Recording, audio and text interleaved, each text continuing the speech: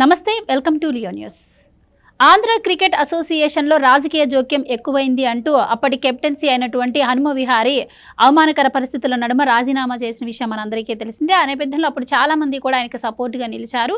ఆ టైంలోనే లోకేష్ గారు కూడా మరి ఆయనకు సపోర్ట్గా నిలిచి మళ్ళీ తాము అధికారంలోకి వస్తే రెడ్ కార్పెట్ పరిచి రంజీ ట్రోఫీకి అవసరమైన సదుపాయాలను అందజేస్తామని కూడా అప్పుడు హామీ ఇచ్చారు. మరి ఇప్పుడు హనుమ విహారీ వెళ్ళి లోకేష్ గారిని కలిసినట్టు వార్తలు అయితే వస్తున్నాయి. అది కాకుండా మరి అసలు క్రికెట్ రంగంలో అలాగే క్రికెట్ అసోసియేషన్లో కూడా మరి వైసీపీకి సంబంధించినటువంటి వాళ్ళు రాజకీయ జోక్యాలు చేసుకోవడం ఎలా చూడొచ్చు, దీని గురించి మరిన్ని విషయాలు కూడా తెలుసుకునే ప్రయత్నం చేద్దాం.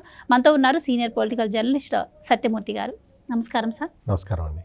సార్, ఇప్పటి వరకు మనం ఎంతోమంది ముఖ్యమంత్రులను చూసాం, ఎన్నో ప్రభుత్వాలను కూడా చూసాం. కానీ క్రికెట్ అసోసియేషన్లో కూడా వేలు పెట్టి వాళ్ళను కూడా అవమానపరిచి ఇది రాజీనామా చేసే విధంగా చేసిన ప్రభుత్వాన్ని అయితే మనం ఒక్క వైసీపీనే చూసాము.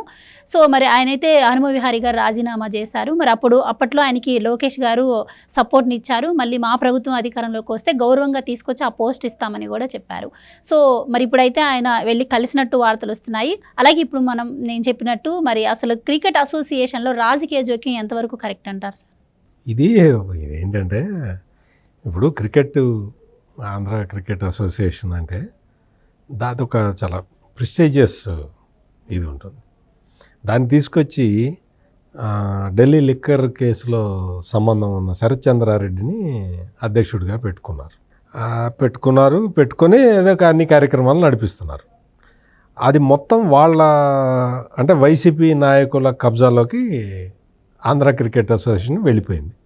అప్పుడే చాలామంది అభ్యంతరం పెట్టారు, ఇదేంటండి తీసుకొచ్చి ఇట్లా పెట్టారు, క్రికెట్ ఆటతోటి సంబంధం లేకపోయినా కనీసం కొంచెం ఏదైనా క్యారెక్టర్ ఉన్న వ్యక్తిని పెడితే బెటర్ కదా అని చెప్పి అప్పట్లో చాలామంది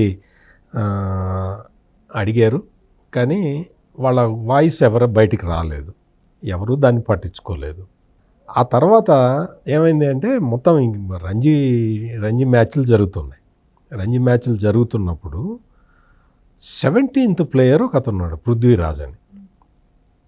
అతను ఎవరు అంటే అతను తిరుపతిలో ఒక వైసీపీ లీడర్ ఒక అతను ఉంటాడు, నరసింహ అని చెప్పి ఆయన కొడుకు అనమాట. ఆయన కొడుకు 17th ప్లేయర్. ఏదో మ్యాచ్ ఆడుతున్నప్పుడు మరి కెప్టెన్ కదా ఈయన, హనుమ విహారీ కెప్టెన్. ఆయన టీమిండియాకి ఆడాడు, టెస్ట్ మ్యాచ్ల్లో ఆడాడు. చాలా అతను క్రీజులోకి వచ్చాడు అంటే అసలు ఆ మ్యాచ్ మనం గెలిచినట్టే. అంటే ఆ తరహాలో ఒక స్టార్ బ్యాట్స్మెన్ లాగా టీమిండియాకి ఆడిన వ్యక్తి ఇక్కడికి వచ్చిన తర్వాత అతను మరి ప్లేయర్స్ని అందరినీ కూడా కంట్రోల్ చేసుకోవాలి కదా, ఎట్లా ఆడాలో చెప్పాలి, ఇవన్నీ చేయాలి కదా, కెప్టెన్ కదా అతను. ఈ హనుమ విహారీని టార్గెట్ చేసుకున్నారు. హనుమ విహారీని టార్గెట్ చేసుకొని వీడు ఆ పృథ్వీరాజ్ అనే ఆటగాడు గేమ్ మొదలుపెట్టాడు. క్రికెట్ గేమ్ మొదలు పెట్టాలి కదా, రాజకీయ గేమ్ మొదలుపెట్టి ఇతన్ని హ్యూమిలేట్ చేయటం, కెప్టెన్ని హ్యూమిలేట్ చేసి అది చేసి అసలు మామూలు కాదనమాట. ఆ విధంగా ఇతన్ని చేసిన తర్వాత ఇతను ఏంటిది, మనం ఆట ఆడటానికి వచ్చాం కానీ ఇక్కడ రాజకీయాలు చేయడానికి వచ్చాము మనం అని హనుమ నాకు వద్దు, కెప్టెన్సీ అక్కర్లేదు అని చెప్పి బయటకు వచ్చేసాడు. బయటికి వచ్చిన తర్వాత అప్పుడు ఆ విషయం తెలుసుకున్న తర్వాత పొలిటికల్ పార్టీలన్నీ కూడా అప్పుడు చూసినాయి అసలు ఆంధ్ర క్రికెట్ అసోసియేషన్లో ఏం జరుగుతున్నది ఇది. వైసీపీ నాయకులు వాళ్ళ కొడుకుల్ని ప్రమోట్ చేసుకోవటానికి బాగా క్రికెట్ ఆడే వాళ్ళని పక్కకి పంపిస్తున్నారు అనేది అప్పుడే బయటకు వచ్చిందనమాట. దాంతో ఇంకా చంద్రబాబు నాయుడు కూడా రియాక్ట్ అయ్యాడు, పవన్ కళ్యాణ్ రియాక్ట్ అయ్యాడు, లోకేష్ రియాక్ట్ అయ్యాడు. వీళ్ళందరూ ఏంటంటే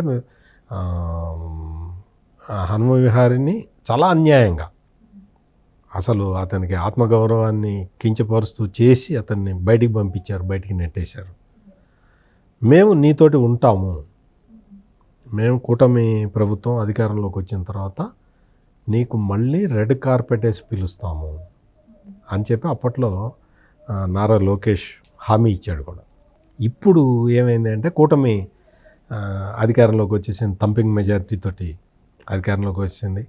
వాళ్ళందరూ వైసీపీ వాళ్ళు నిన్న మొన్నటి వరకు ఆంధ్ర క్రికెట్ అసోసియేషన్ మీద పెత్తనం చేసిన వాళ్ళు ఎక్కడికి వెళ్ళారో ఏమీ కనపడలేదు. చివరికి ఇంకొకటి ఏంటి అంటే ఈ హనుమ విహారీ ఏం చేశాడంటే, అయ్యా నన్ను మిగతా వేరే రాష్ట్రాలు అడుగుతూ ఉన్నాయి, నేను వాటికి కోచ్గానో వాటిగానో వెళ్తాను, నాకు నో అబ్జెక్షన్ సర్టిఫికెట్ ఇవ్వండి అని అడిగాడు. ఈ దుర్మార్గులు అతనికి నో అబ్జెక్షన్ సర్టిఫికెట్ కూడా ఇవ్వలేదు.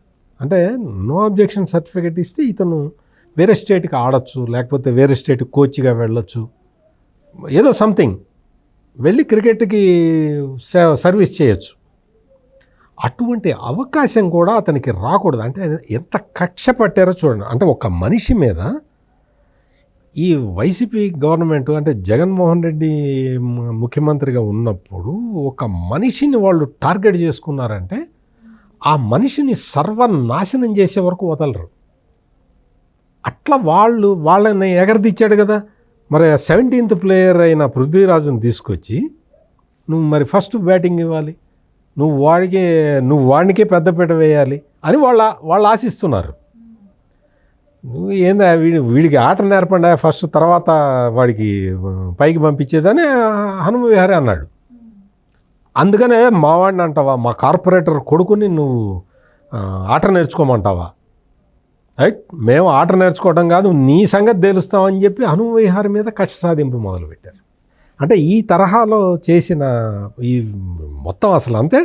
అంటే ఇంకా హనుమ విహారీని ఎవడు తీసుకోవడానికి వీల్లేదు, దేశంలో ఏ రాష్ట్రం కూడా ఇతన్ని తీసుకోవడానికి వీల్లేదని చెప్పి ఇతని మీద మొత్తం టార్గెట్ పెట్టేసి నో అబ్జెక్షన్ సర్టిఫికేట్ ఇవ్వలేదు. అక్కడ అధ్యక్షుడు అంటే కులం గురించి కాదు కానీ మరి జరిగిన పనికి మరి కులం గురించి కూడా చెప్పాల్సి వస్తుంది. క్రికెట్ అధ్యక్షుడు రెడ్డి ఉంటాడు, సెక్రటరీ రెడ్డి ఉంటాడు, ఆడ పనిచేసే మేనేజరు రెడ్డి, అందరు రెడ్లే ఉంటారు. వాళ్ళందరూ వచ్చి నో అబ్జెక్షన్ సర్టిఫికేట్ ఇవ్వాలి. ఎప్పుడు ఇచ్చారో తెలుసా నో అబ్జెక్షన్ సర్టిఫికేట్? మొత్తం అంతా పోలింగ్ అంతా పూర్తయింది, ప్రాసెస్ అయిపోయింది, ఇంకా కూటమి గెలవబోతున్నది థంపింగ్ మెజారిటీతో అని చెప్పి ఈ సర్వేలు ఎగ్జిట్ పోల్స్ ఇటువంటివన్నీ వచ్చిన తర్వాత అప్పుడు నో అబ్జెక్షన్ సర్టిఫికేట్ అప్పుడు ఇచ్చారు.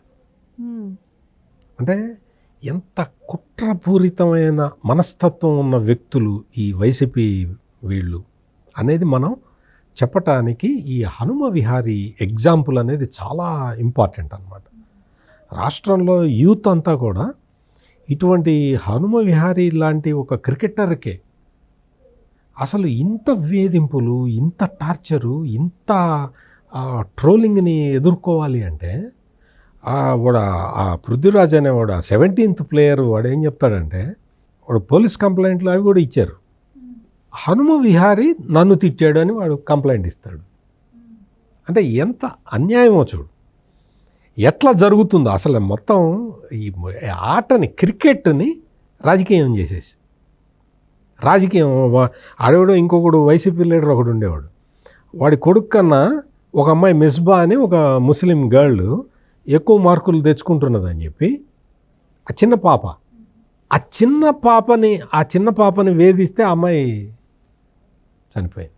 అంటే ఎంత క్రూరంగా, ఎంత అరాచకంగా ఒక్కొక్కటి ఈ ఎగ్జాంపుల్స్ చూసుకుంటే అసలు క్రీడా రంగంలో రాజకీయాలు ఏంటి?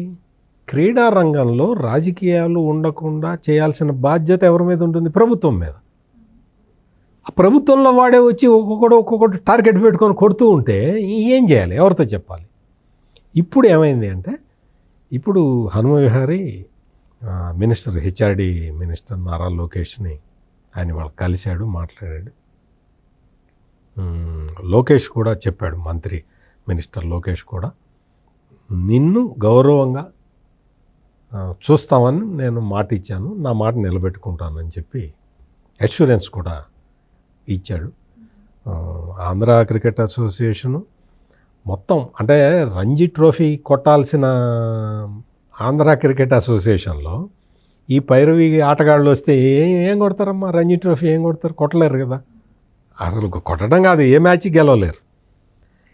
ఈ తరహాలో ఈ వైసీపీ సామ్రాజ్యంలో జరిగిన ఒక్కొక్క దాన్ని ఇప్పుడు తెలుగుదేశం కూటమి అధికారంలోకి వచ్చిన తర్వాత ఒక్కొక్క దాన్ని సెటరైట్ చేస్తూ ఉన్నారు. అందులో భాగంగా ఇవాళ హనుమ విహారీ వెళ్ళి మినిస్టర్ నారా లోకేష్ని కలిసి వచ్చాడు. ఆయన కూడా చాలా అష్యూరెన్స్ ఇచ్చాడు. మీకు ఆంధ్ర క్రికెట్ అసోసియేషన్ని రాజకీయాల నుంచి వేరు చేసి చక్కగా అదొక ప్రొఫెషనల్ బాడీ లాగా అది ఉండేలాగా చేస్తానని చెప్పి ఆయన కూడా అష్యూరెన్స్ ఇచ్చాడు. కాబట్టి ఆంధ్ర క్రికెట్ అసోసియేషన్కి మంచి రోజులు వచ్చినట్టుగానే మనం భావించాలి. హనుమ విహారీ లాంటి అద్భుతమైన ఆటగాళ్ళు ఇంకా భవిష్యత్తులో కూడా తయారు కావాలి. టీమిండియాకు కూడా మన దగ్గర నుంచి కంట్రిబ్యూషన్ ఎక్కువ పోవాలి. అట్లా చేయాలి అంటే నిజమైన టాలెంట్ను ప్రోత్సహించాలి. తెలుగుదేశం కూటమి ప్రభుత్వం నిజమైన టాలెంట్ని అంటే ఒక్క క్రికెట్లోనే కాదు అన్ని రంగాల్లో కూడా నిజమైన టాలెంట్ని ప్రోత్సహిస్తుంది అని చెప్పి మనం ఆశించవచ్చు. Right sir, thank you. నమస్కారం.